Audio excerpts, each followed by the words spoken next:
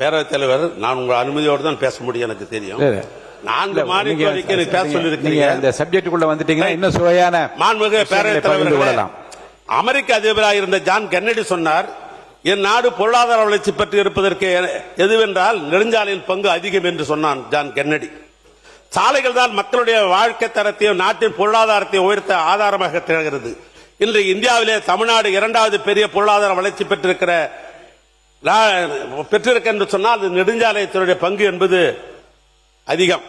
எங்கள் தலைவர் முதலமைச்சர் பொறுப்பில் இருந்த பொழுதுதான் திராவிட மாடல் ஆட்சியில் நெடுஞ்சாலைத்துறைக்கு முக்கியத்துவம் தந்து 67,211 கிலோமீட்டர் நீளம் சாலை பராமரிக்கப்பட்டது. 36 ரயில்வே மேம்பாலங்கள் கட்டி முடிக்கப்பட்டன. 35 ரயில்வே மேம்பாலங்கள் கட்டப்பட்டுக் கொண்டிருக்கிறது.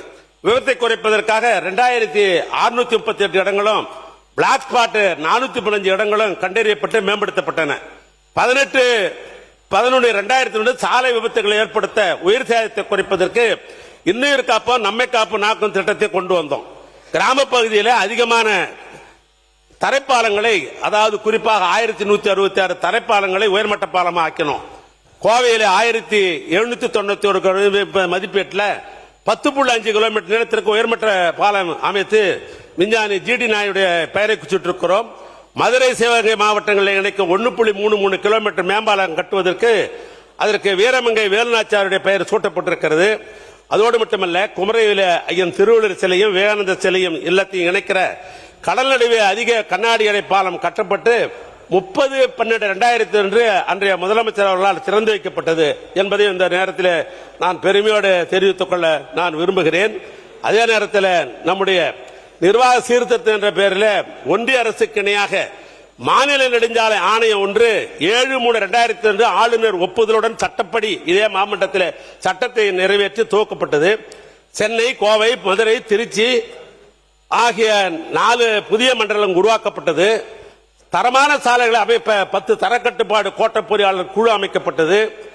அதோடு மட்டுமல்ல, இந்த விபத்து இல்லாத மாநிலம் என்ற ஒரு இலக்கை அடைவதற்காக நம்ம சாலை என்ற புதிய செயலியை உருவாக்கி 1/11/2023 அன்று மாண்புமிகு அன்றைய துணை முதலமைச்சர், இன்றைய எதிர்க்கட்சி தலைவருடைய திருக்கரத்தால் அந்த செயலியை நாங்கள் இந்த மாநிலத்தில் தொடக்கி வைத்தோம். அதன் மூலமாக 13,300 புகார்கள் பெறப்பட்டு பள்ளமில்லா சாலைகள் என்ற சீர் செய்யப்பட்டு பொதுமக்களுடைய நற்பெயரை இந்த துறை பெற்றுக் கொண்டிருப்பதையும் இந்த நேரத்தில் தெரிவித்துக் கொள்ள விரும்புகிறேன்.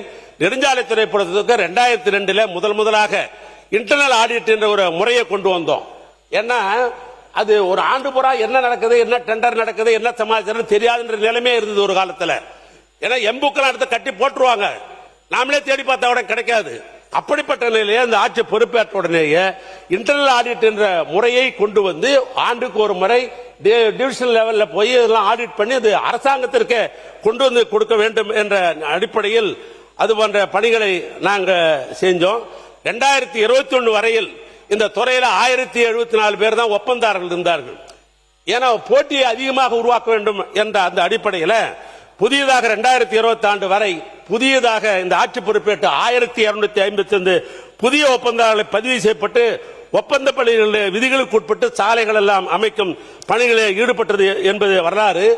பாலங்கள் ஆய்வு செய்வதற்காக, அது உறுதித்தன்மையை கண்டறிவதற்காக பாலங்கள் சிறப்பு ஆய்வு அலகு என்று ஒன்று தொடங்கப்பட்டது.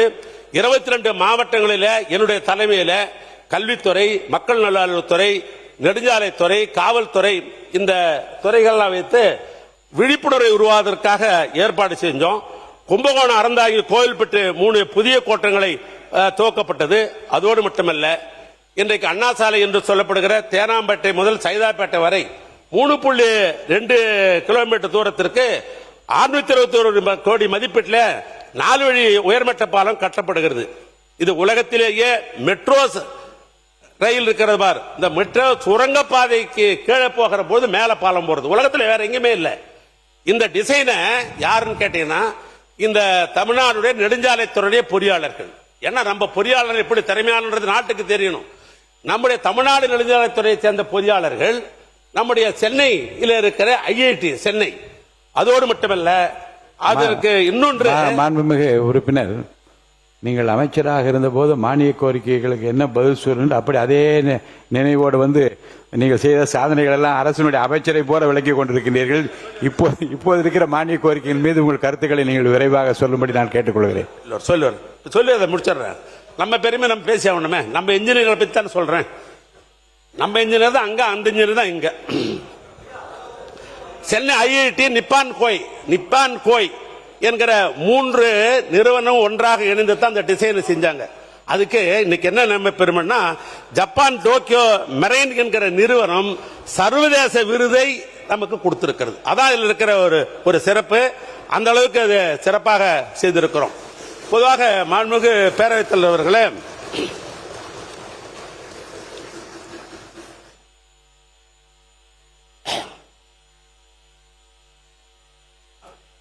கண்டினியூ பண்ணுங்க.